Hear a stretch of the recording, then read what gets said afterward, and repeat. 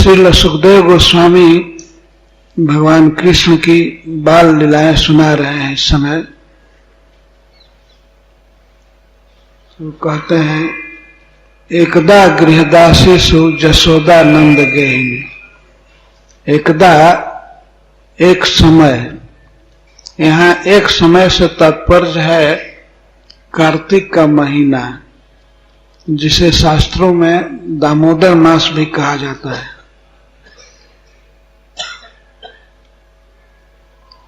एक समय दीपावली के दिन घर की सभी दासियां दूसरे काम में लगा दी गईं, जसोदा नहीं लगाया। नियुक्तासु शब्द यह सिद्ध करता है कि स्वयं जसोदा रानी ने घर की दासियों को अन्य काम में लगा दिया, मंथन के अलावा अन्य काम, कर्मांतर, और स्वयं दधी मथने लगी।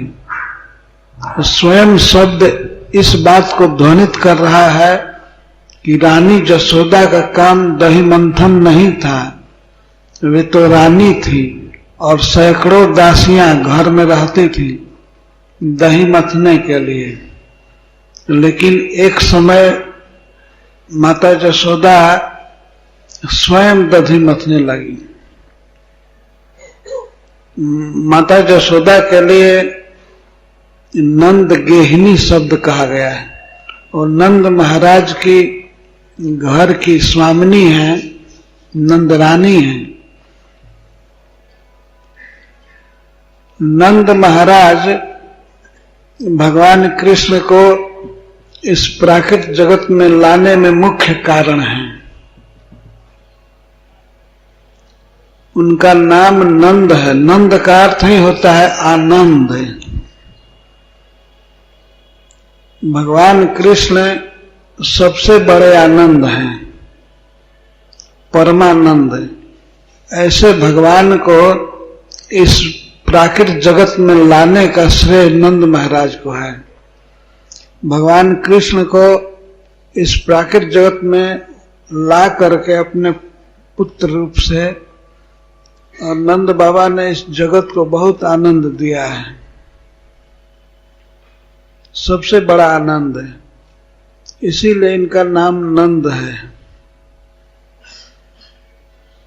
तो ऐसे आनंद मूर्ति श्री नंद बाबा के घर की ये स्वामिनी थी जसोदा।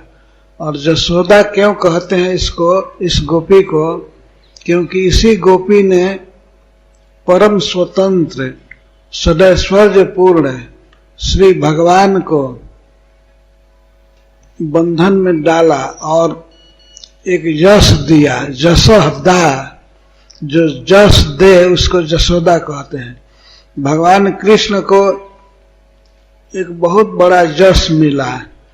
तो यश क्या है कि भगवान सबसे बड़े हैं, लेकिन फिर भी अपने भक्तों के अधीन रहते हैं, अपने प्रेमी भक्तों के अधीन सदा रहते हैं। यह जस मां जसोदा ने दिया, इसीलिए इनका नाम जसोदा है। जसह दा, जो जस देती है, किसको? स्वयं भगवान को। स्वयं भगवान को ये जस मिला। बहुत बड़ा जस है भगवान का कि भगवान अपने भक्तों के बस में हैं। यह जस जसोदा ने दिया, इसीलिए सुखदेव गोस्वामी यहाँ जसोदा शब्द कह रहे हैं।